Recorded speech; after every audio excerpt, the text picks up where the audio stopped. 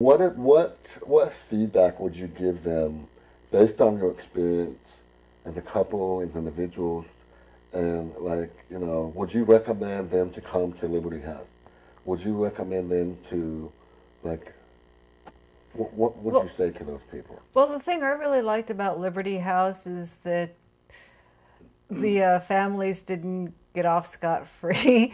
And it's so funny because in endorsing it, it might kind of be kind of scary to some families and parents and wives and stuff. But, you have to look at your own part in the person's drug addiction and their alcoholism. Because if you're still around, you've been helping make their addiction happen in one way or another.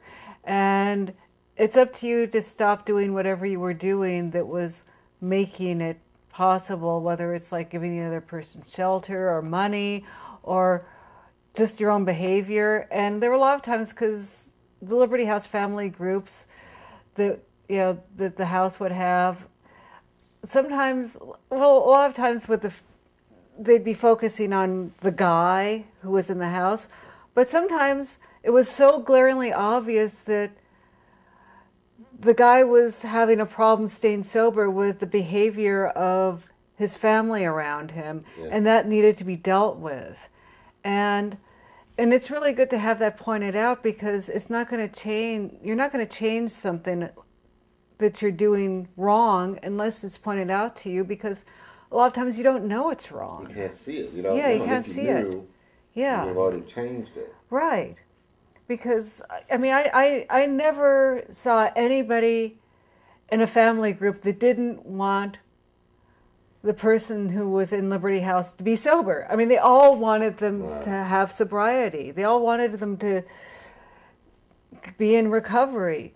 But a lot of times these people didn't know that they were doing things that were hampering the recovery of the person in Liberty House.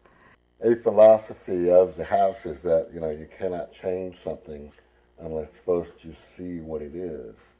And that was the philosophy of the place I got sober in, 19 years ago. Yeah. And so you just described it. Yeah. The people, I believe that people, when they come in, that they really do want to change, and that they've bottomed out, obviously. Their life came down this path. They ended up here, and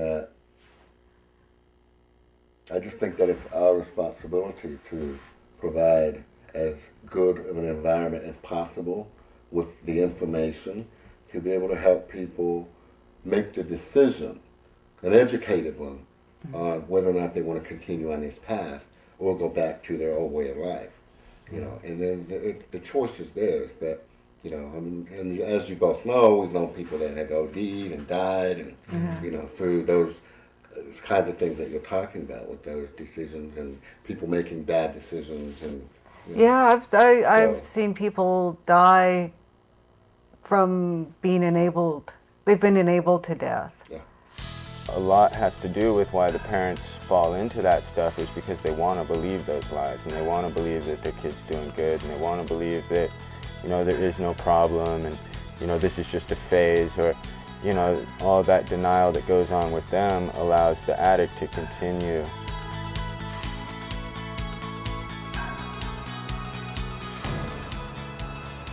What stands out the most about Liberty House to you? And as you came through, you only wanted to be here 60 days, and then you were going to leave.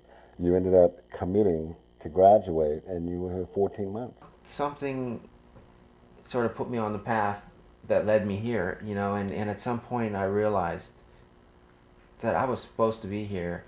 And another thing that changed in my mind, through doing essays and all that stuff that we have to do here, at some point my perception changed to that too, and I realized that all that stuff was in place to help me, and if I did that stuff, it would help me. All the signing in and taking your shoes off, putting your shoes on, and the strikes and all that stuff. All those long groups. Oh, it was cool though. A lot of people looked at it like, they didn't like it, and then they resisted it, and then it made it like torture.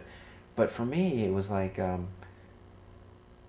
I just saw it like I enjoyed it. It got to the point where I really enjoyed it, and it was fascinating, especially the groups. Yeah, there's a lot of things to learn. There's like so much information flying around that it's almost impossible to, I guess, get all that information out of a 30-day place.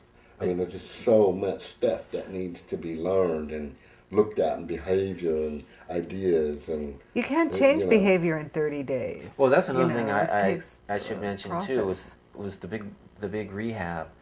I mean, it was a good place to be introduced to that kind of thing, but it was big. I mean, there's a lot of people in there, and to me, Liberty House is like it's like the concentrated version of that. It was like putting my sobriety through a funnel. The difference between this place and being in the rehab was that you had nowhere to hide. Oh yeah, rehab you could sort of skate by. He had nowhere to hide. Yeah, because rehab you can sort of get lost in the crowd, you know, but you couldn't do that. A big rehab with a lot of people is easy to slip through and unnoticed. Through the cracks. Yeah. Yeah, so I mean, it is a scary thing to think about if you're, just going into it, but it's the best thing, I think. I mean, well, like I said, it's the best thing that ever happened to me, and I'm proof, I'm still sober.